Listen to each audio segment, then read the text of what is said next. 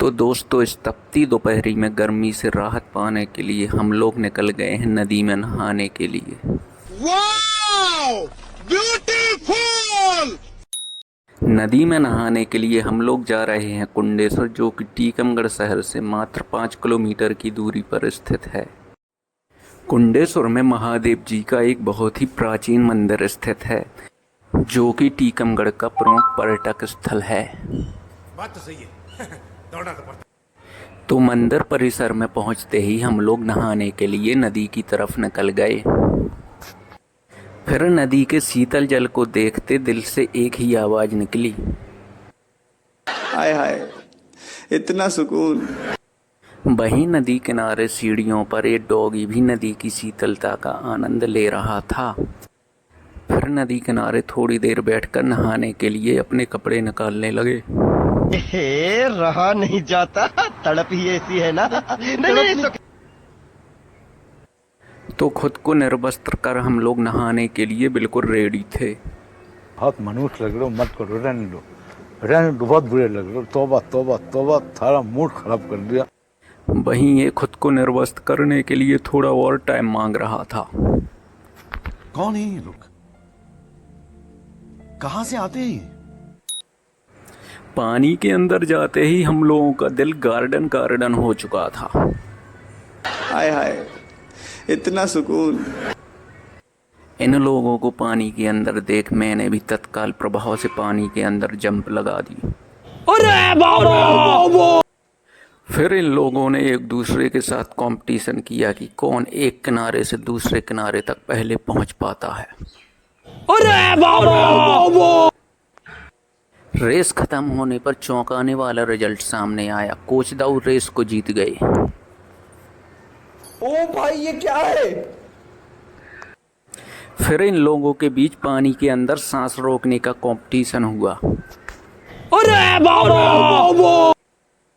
पानी के अंदर से सबसे पहले राजा बाहर आया और किसी को पता न चले इसलिए वो फिर से डूब गया। अच्छा, हमको सिखा रिया है। अब मेरी नजर सिर्फ इस बात पर टिकी थी कि कौन सबसे देर में निकलता है।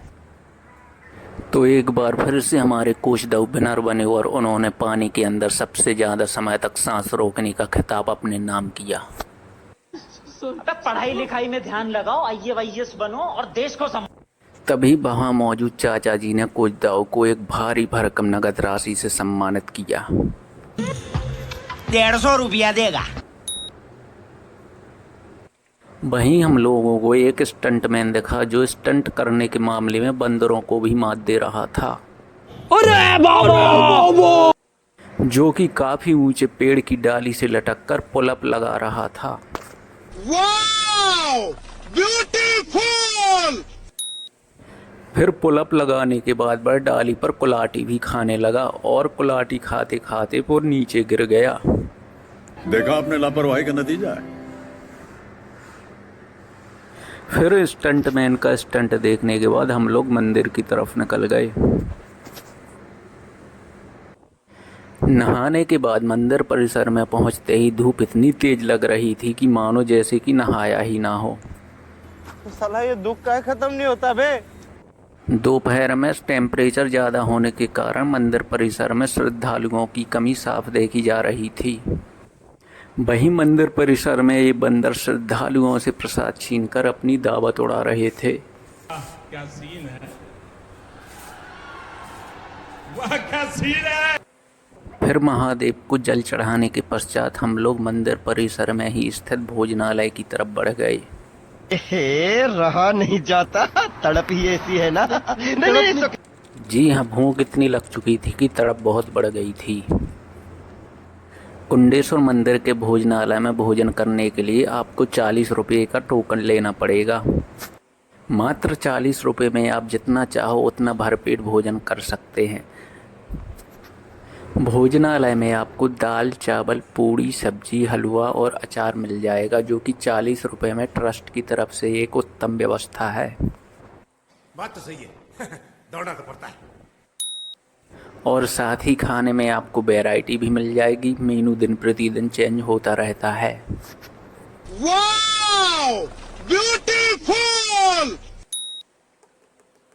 फिर खाना खाने के बाद मंदिर से बाहर निकलने पर देखा कि एक बंदर पेड़ पर बोतल लेकर बैठा हुआ है जिसमें कि चने भरे हुए हैं और उसे वो खोलने की बहुत कोशिश कर रहा है। दूसरे बंदर बोतल को छीन न लें इसलिए बंदर दूसरे पेड़ पर बोतल को लेकर चढ़ गया और उसे खोलने का प्रयास करने लगा। फिर परेशान होकर बंदर बोतल लेकर नीचे आ गया लेकिन बोतल नहीं खोल पाया। तो साला ये दुख का खत्म नहीं होता बे। अब सवाल ये था कि चनों से भरी ये बंद ढक्कन वाली बोतल बंदरों को दी किसने कि बेचारे ना तो वो खा पा रहे हैं और ना ही खोल पा रहे हैं। कौन है ये लोग? कहां से आते हैं?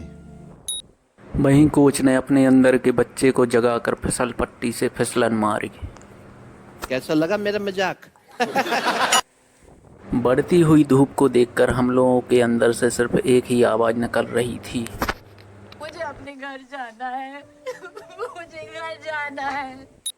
फिर बाइक की सीट को गीली तौलिए से ठंडा कर हम लोग घर की तरफ निकल गए। धन्यवाद।